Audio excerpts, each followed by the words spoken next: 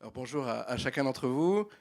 On m'a demandé de vous parler de la branche pendant 3 quarts d'heure.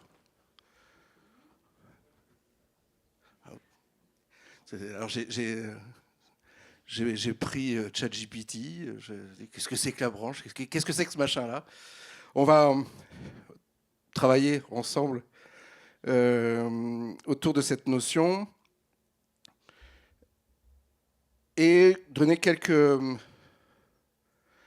exemples d'actions sur la branche. Mais je vais d'abord vous interroger. Alors, je m'appelle Jean-René Lemeur, je suis directeur des affaires sociales à la FNOGEC et à la CEPNL. Ça fait une quinzaine d'années que je travaille pour l'enseignement catholique.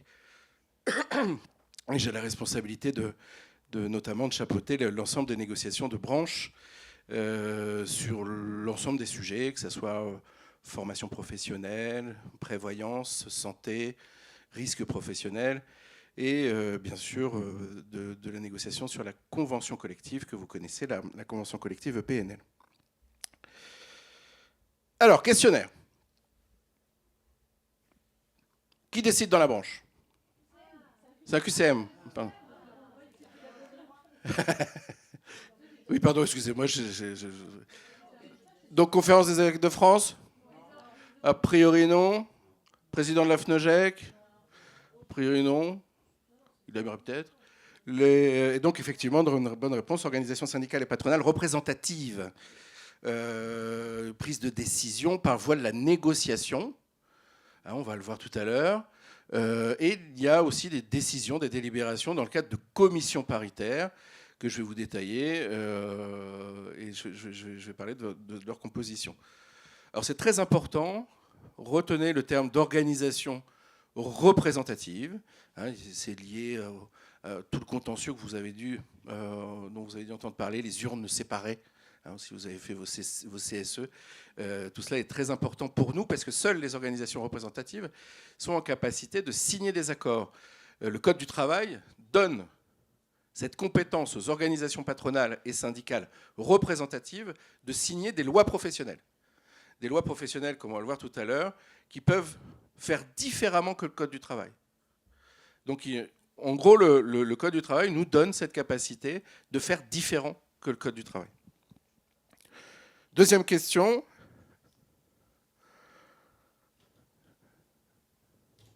À quoi ça sert une branche?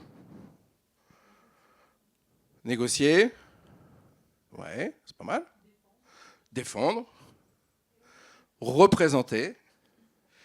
Alors, il y a tout ça dans ma troisième réponse. Effectivement, il y a du droit. C'est faire du droit.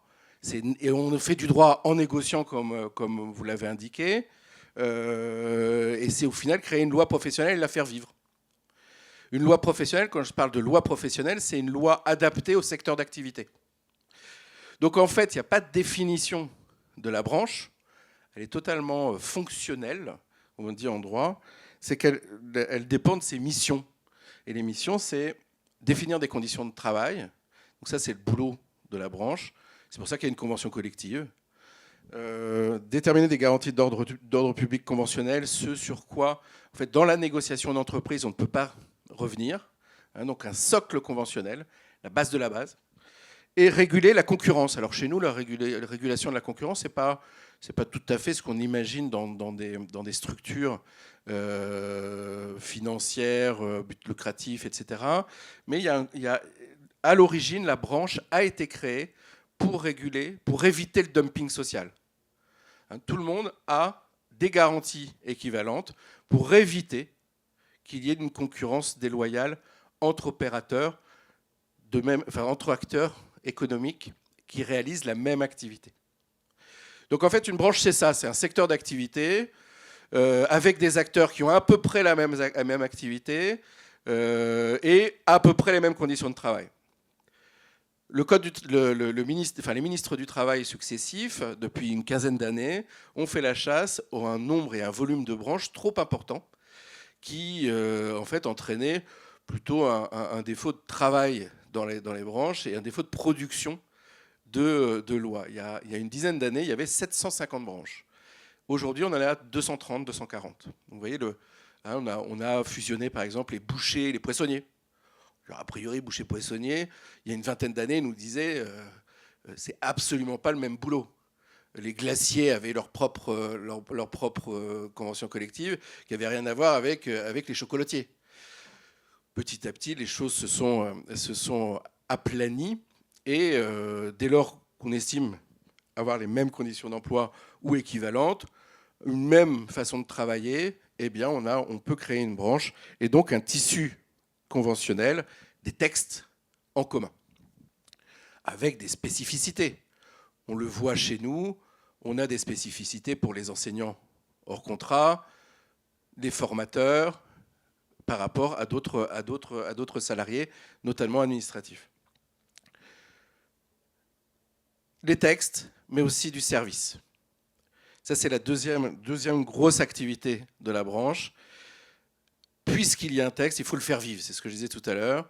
Et donc, les branches se sont développées avec une volonté importante pour certaines d'entre elles de développer du service à leurs ressortissants ou aux adhérents des organisations patronales. Tout dépend de la configuration de la branche et de la taille des structures.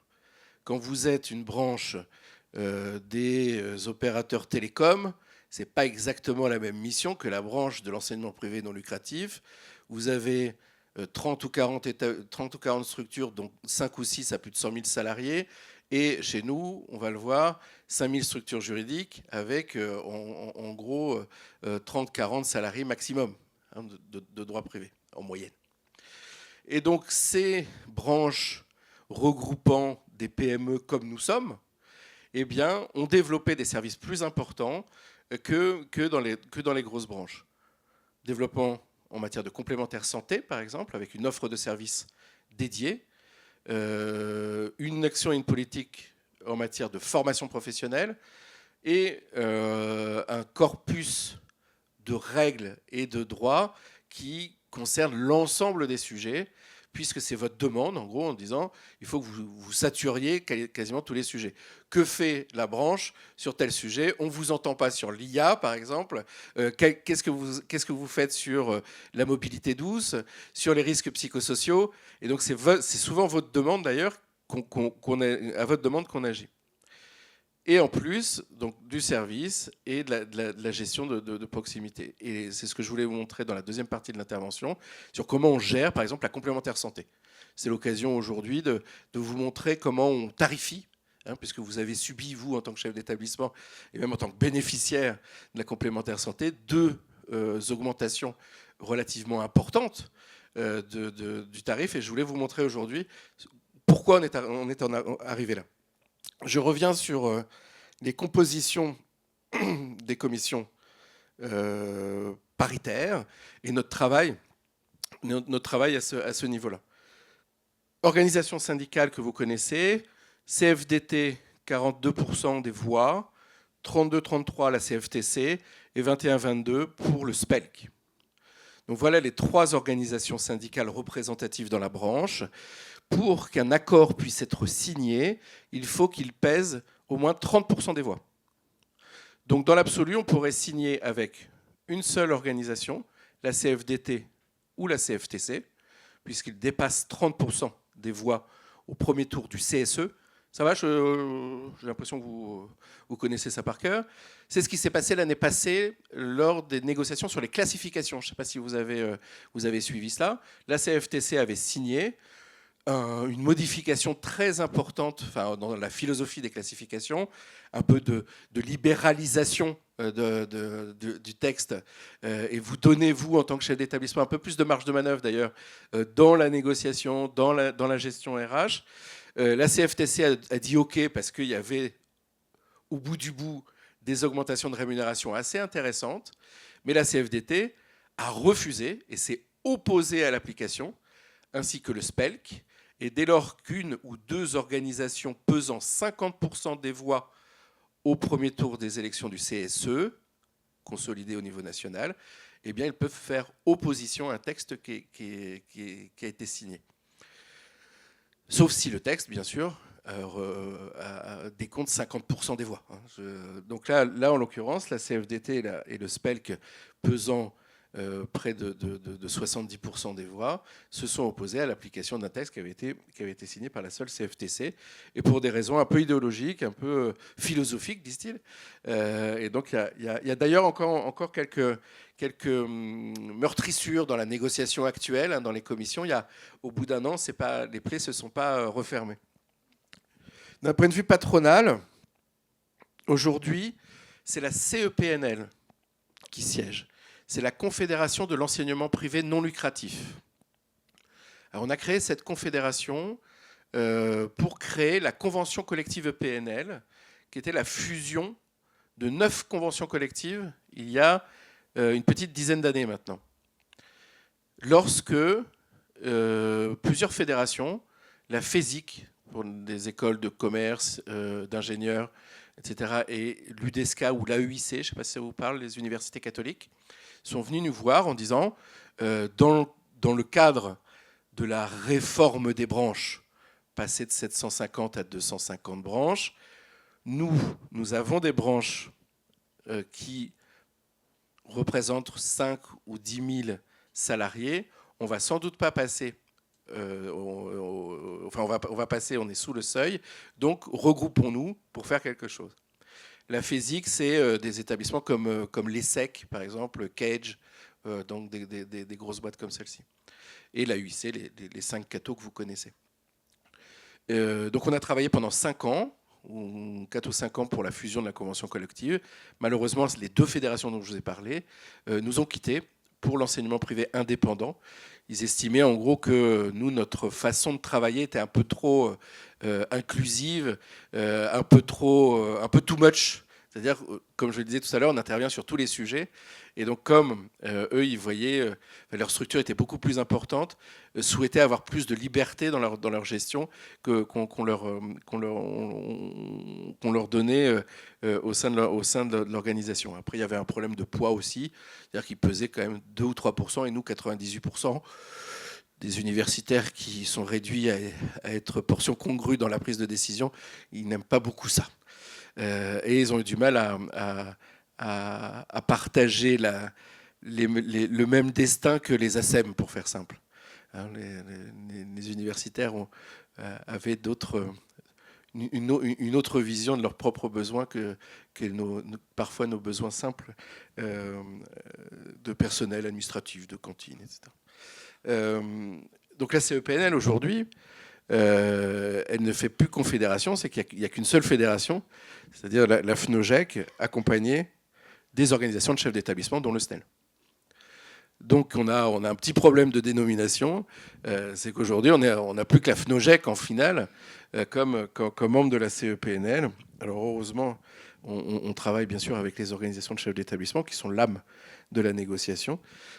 Donc l'ambition demain est sans doute de refaire une confédération, de travailler sur son extension, son élargissement, aux supérieurs toujours, à certains CFA aussi qui sont en demande.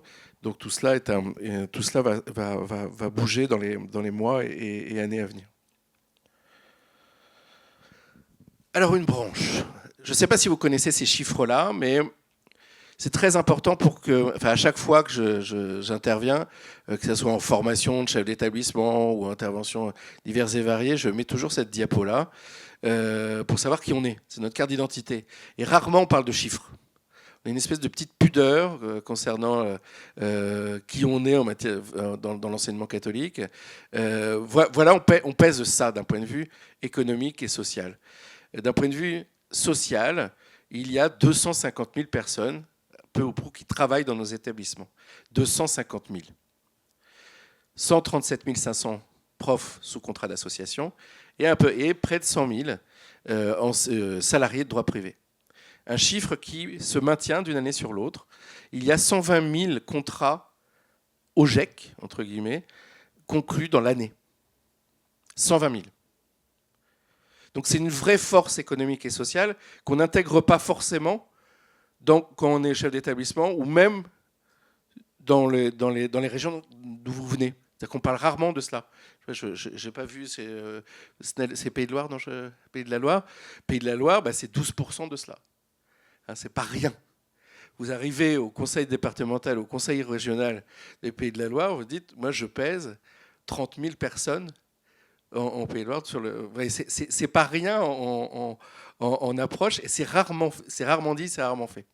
Donc j'aimerais bien qu'on ait ce discours-là, de dire, et d'avoir conscience qu'au-delà même des ambitions qui sont les nôtres, pédagogiques, etc., on est une vraie force économique et sociale en mouvement, et très dynamique.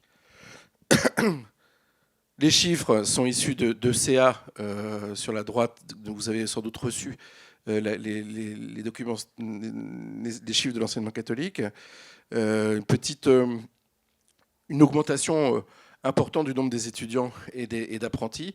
Donc là aussi, il va falloir que nous, on propose en matière sociale autre chose pour le bon fonctionnement des CFA. Je ne sais pas si vous avez des UFA ou si vous travaillez des CFA. C'est une demande récurrente.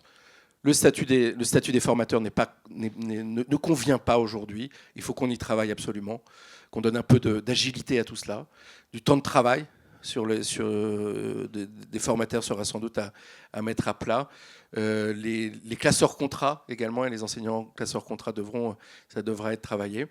Mais tout aussi le fonctionnement interne d'un CFA, notamment dans le développement de compétences en matière d'ingénierie formative, d'optimisation des fonds de la formation, d'acquisition commerciale. Tout cela, on y travaille pour développer de la certification, comme je vais vous le montrer tout à l'heure. Je disais que la branche, c'est avant tout des textes. Donc les textes, vous connaissez Convention collective EPNL, donc fusion de 9 conventions collectives. Il y avait la PSA2E, la CEP, hein, pour les plus anciens d'entre nous. CFA, CFC, etc. Du hors-contrat, du hors-contrat du primaire, du hors-contrat catholique, non catholique. Il y avait la convention collective du SNEL. Je ne sais pas si vous vous souvenez du premier degré. Les DDFPT. Enfin, donc voilà, on avait en 2015 7 conventions collectives, mais souvenons-nous qu'en 2005, peut-être quand vous avez commencé à travailler, il y avait une douzaine de conventions collectives. Hein.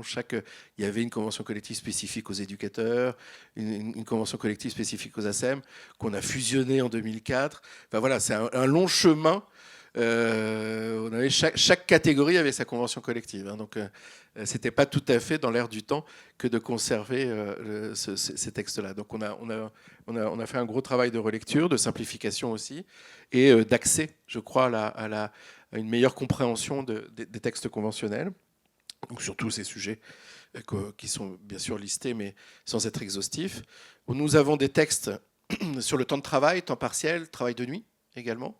Et puis des accords dits interbranches que nous partageons avec l'agricole sur les secteurs de la formation, la prévoyance, la santé, la retraite et bientôt la prévention. Là où vous avez ces petits logos que vous connaissez peut-être, EEP, hein, vous voyez vaguement, vous savez sans doute ce que ça veut dire. Enfin, vous dites, oh, ça doit être, voilà. Mais c'était notre ambition. C'est juste, on ne sait pas trop ce que c'est, mais a priori, c'est de chez nous. Hein, je caricature, excusez-moi vos propos, mais c'est ce qu'on voulait, ce petit tampon, hein, de se dire, tiens, voilà, il faut que je regarde à deux fois. C'est issu, en tout cas, d'un travail paritaire, et ça doit m'intéresser si je reçois un tel document. Le fonds social également, que je n'ai pas cité.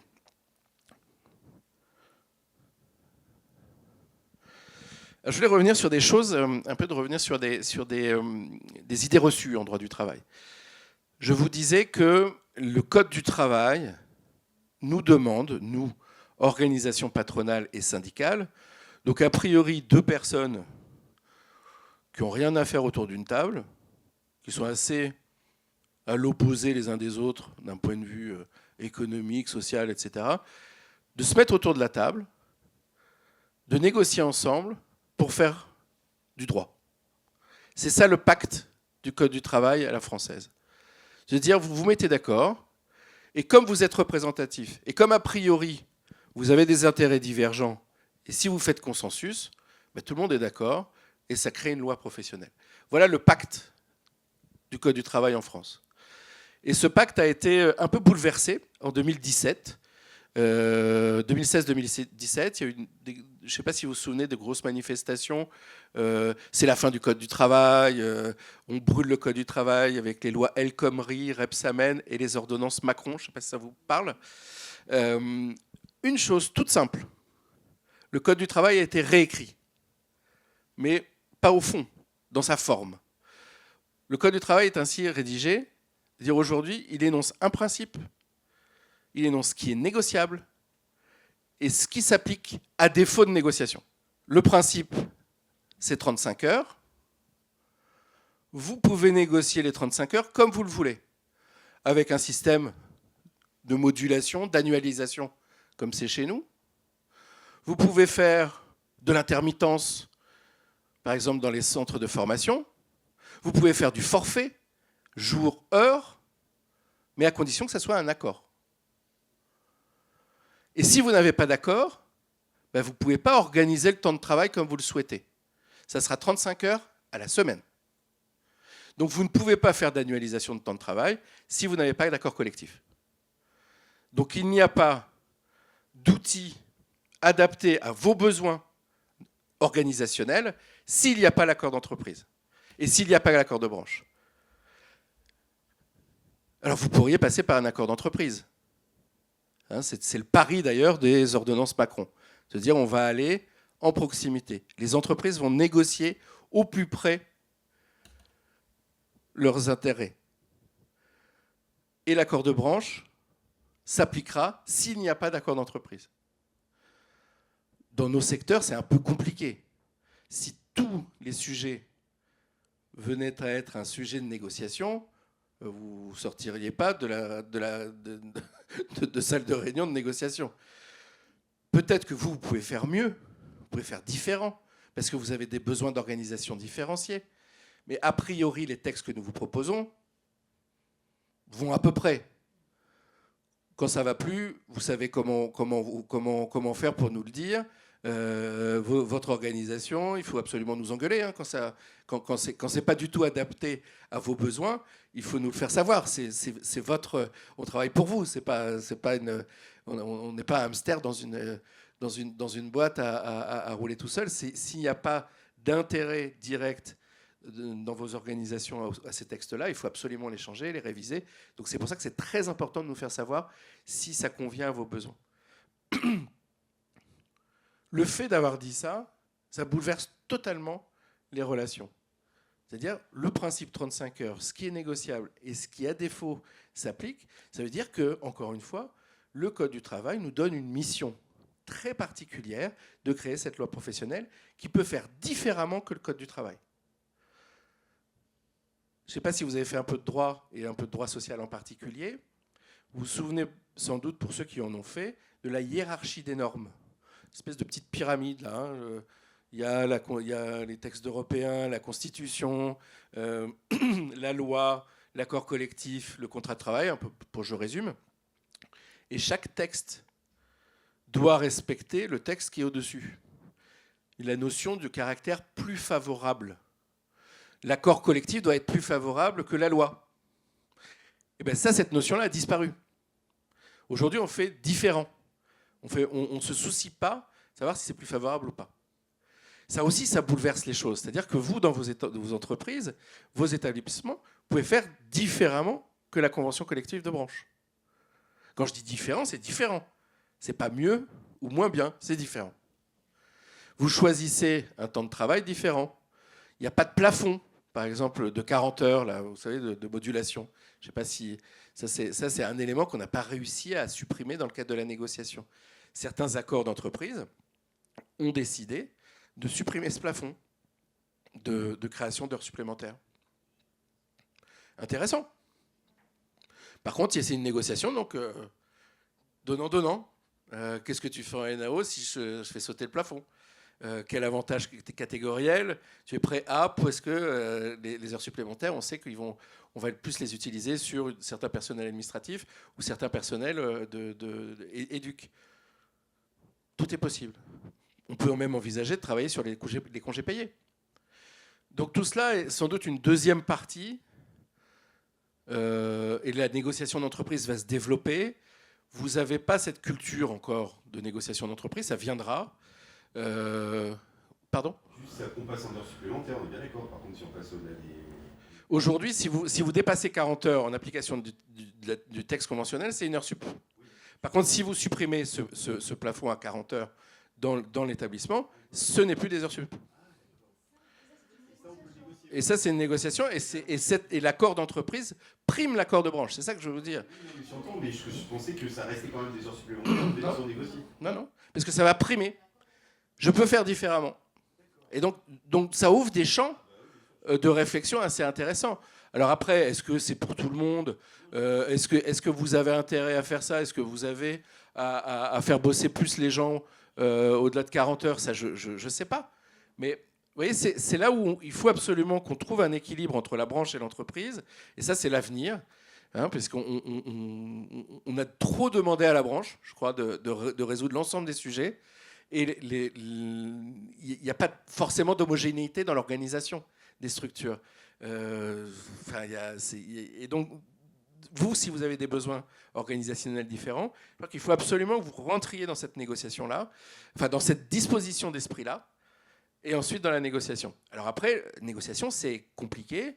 Il faut aimer ça, être en appétence, être compétent ou être accompagné. Ça, vous avez tous les accompagnements possibles.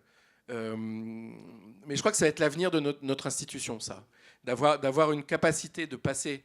C'est comme la conduite, c'est de regarder au loin et regarder au près du capot. Je crois que la branche aujourd'hui, qui a une mission quasiment universelle, ne pourra plus répondre à l'ensemble de vos pratiques. Ça, c'est une certitude. Et ça veut dire que l'institution enseignement catholique devra aussi s'adapter à ces possibilités-là de négociation dans les territoires ou établissement par établissement.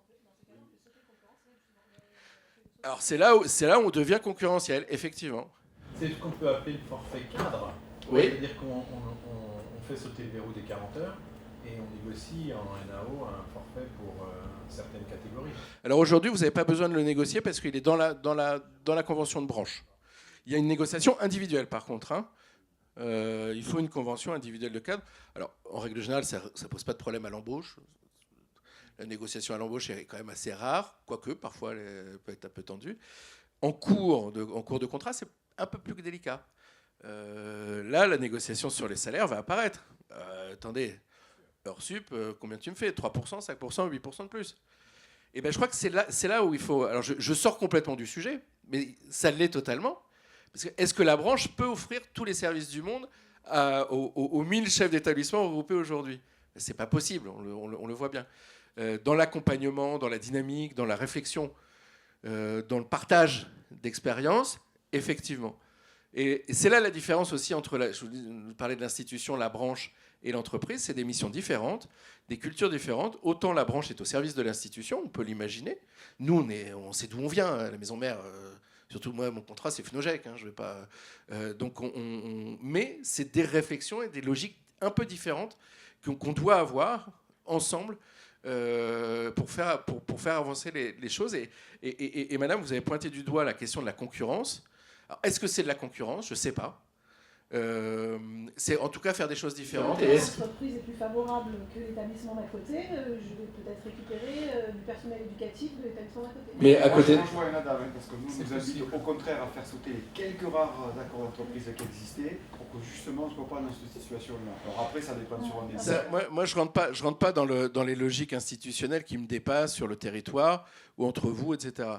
Sauf que je ne suis pas sûr que vous ayez tous le même modèle économique, que vous soyez tous au même niveau de développement, en capacité de développement. C'est tout le problème de la solidarité. Je pense que... Alors moi, je ne suis peut-être pas le meilleur pour ça, mais je pense que vous avez eu des discussions autour de ça, où on met le curseur. Si la solidarité, si l'harmonisation, c'est de couper des têtes partout, je ne suis pas sûr que ça soit l'avenir. Donc je pense qu'il faut peut-être aller un peu plus en profondeur que ça. Après, il y a des accords d'entreprise qui ont été peu réfléchis dans le passé et qui ne s'articulent pas avec une évolution de la société. On se retrouve avec des situations économiques un peu étranges aujourd'hui, où on parle beaucoup de congés payés. Enfin, il manque un peu de subtilité et de nuance. C'est là où il faut absolument se faire aider pour auditer, diagnostiquer, etc.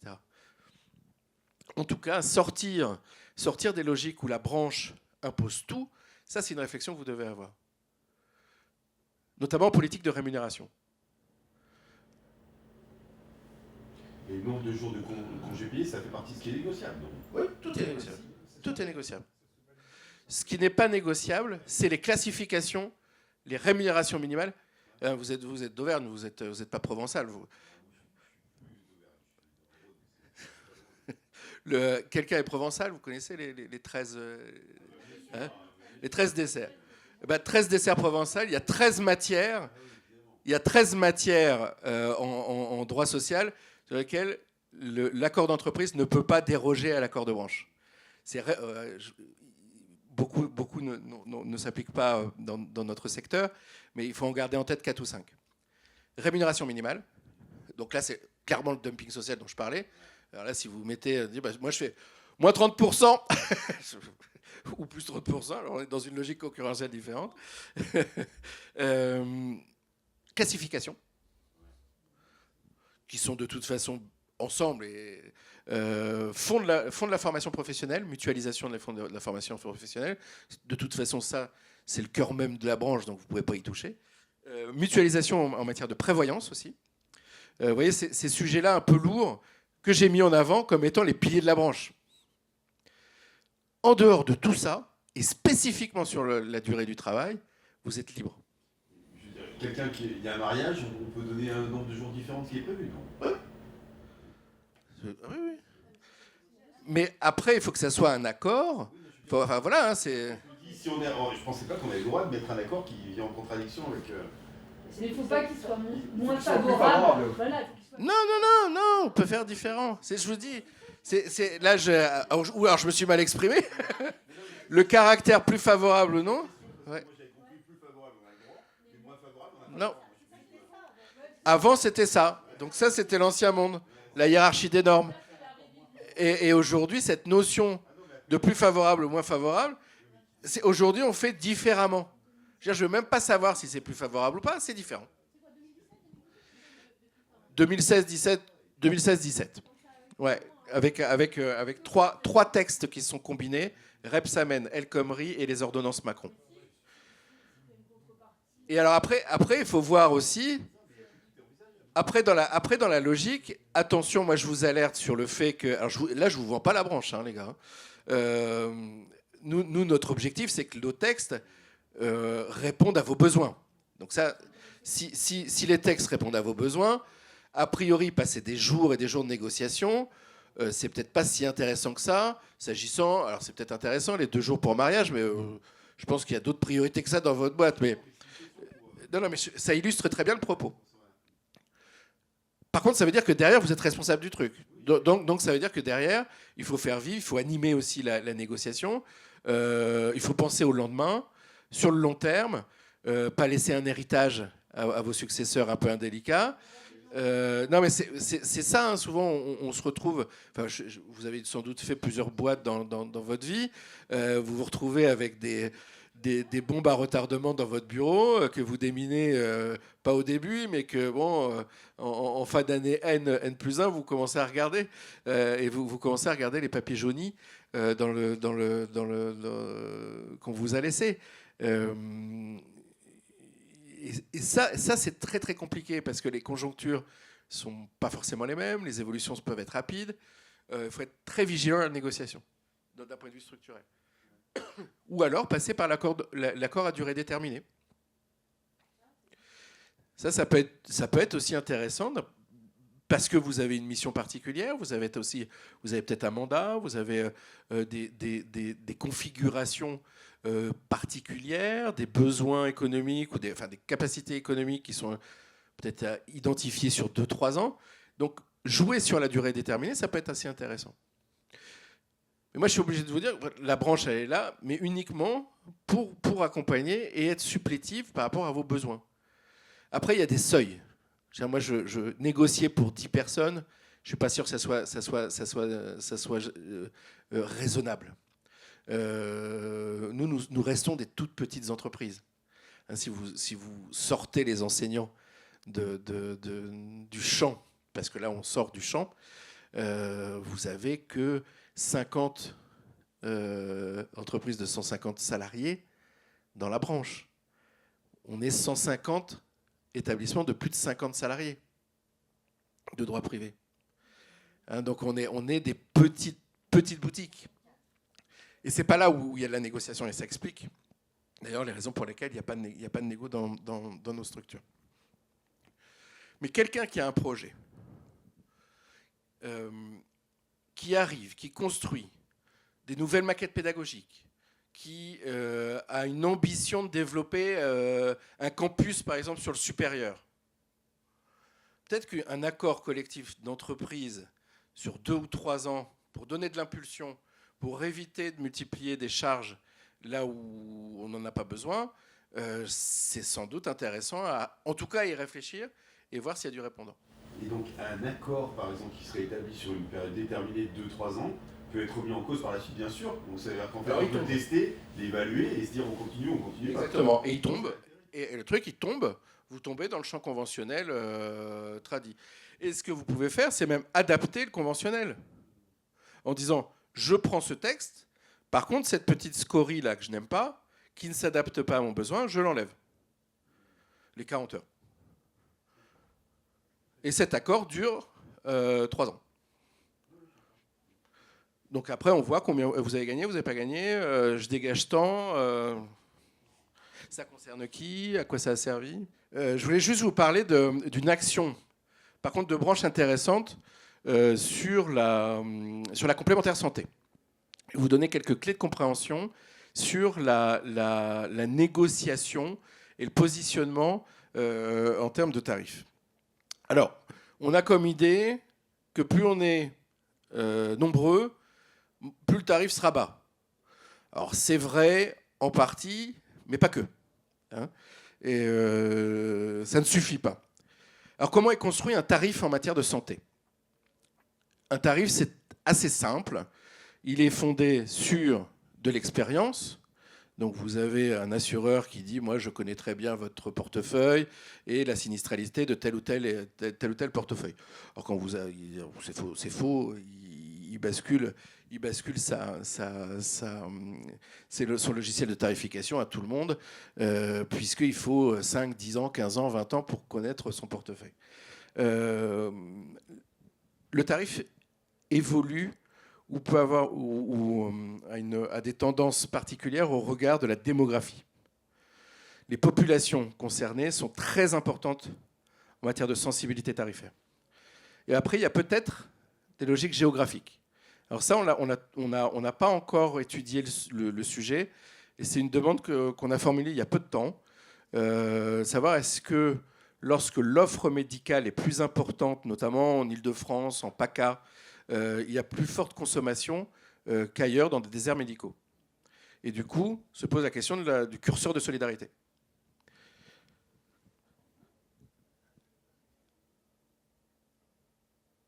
Mais la complémentaire santé, c'est avant toute chose un collecteur de taxes.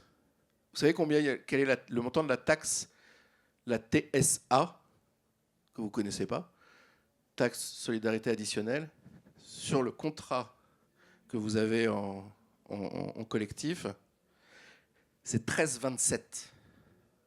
Donc vous partez avec 13,27, 11% de frais de gestion des assureurs.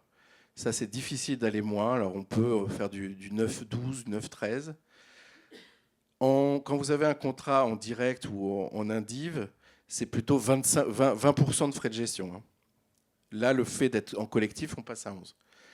On a de la solidarité chez nous de 2%, et particulier aussi pour nous, on a 0,5% de chargement pour payer nos conseils juridiques et nos actuaires.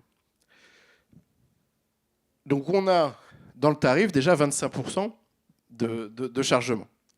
Et ensuite, on a des évolutions au regard de la démographie, comme je vous l'ai indiqué, avec des choses assez intéressantes. Il y a 2 périodes qui sont étudiées, alors je ne sais pas si vous les voyez bien. En tout cas, les femmes sont en jaune et en rouge, et les hommes en bleu et en vert. Donc vous voyez peut-être que deux lignes qui ont à peu près le même profil. En résumé, vous consommez, en matière de santé, la moitié de votre consommation se fait dans les 10 dernières années de votre vie. Et dans les 5 dernières années, vous consommez 20 ou 25% de ce que vous avez consommé tout au long de votre vie. Pour ceux qui ont eu des enfants, on s'en souvient, très peu de consommation au début, un peu de forte consommation de 0 à 3 ans, baisse de la consommation jusqu'en gros l'adolescence, l'orthodontie passe par là, il y a un peu de gynéco chez les femmes, il y a un décrochage chez les femmes et les hommes, les femmes dépensent 2 fois plus en consommation médicale que les hommes, de 25 à 55 ans. Donc au cœur de notre intervention à nous. Donc si vous avez un sexe ratio qui est le nôtre, 80-20, 80% de femmes, 20% d'hommes, vous avez un impact tarifaire qui est considérable. C'est-à-dire que vous avez 20% d'écart avec Syntec, par exemple, où il y a des ingénieurs de 25 à 30 ans de sexe masculin qui consomment rien du tout. Sauf que nos gars de Syntec, ils vieillissent.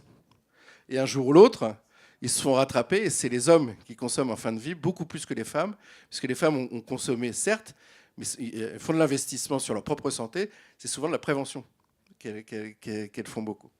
Alors, qu'est-ce qu'on fait avec ces chiffres-là ? On va s'arrêter. Je ne suis pas allé jusqu'au bout, mais tant pis, c'est pas grave. Je vous laisse le doc. Je voulais remercier en tout cas de votre attention, remercier aussi vos représentants en région qui nous informent toujours de vos activités, et vos représentants nationaux qui siègent aux commissions paritaires. Je pense à Éric Jacot en CPPNI dans la convention collective PNL, Michel Coirier en matière de formation professionnelle, Philippe Pro en santé et en prévoyance, et Franck Garcia en prévention. Voilà. Je vous laisse ça. On aurait pu parler pendant quelques heures encore. Merci de votre attention et à très bientôt.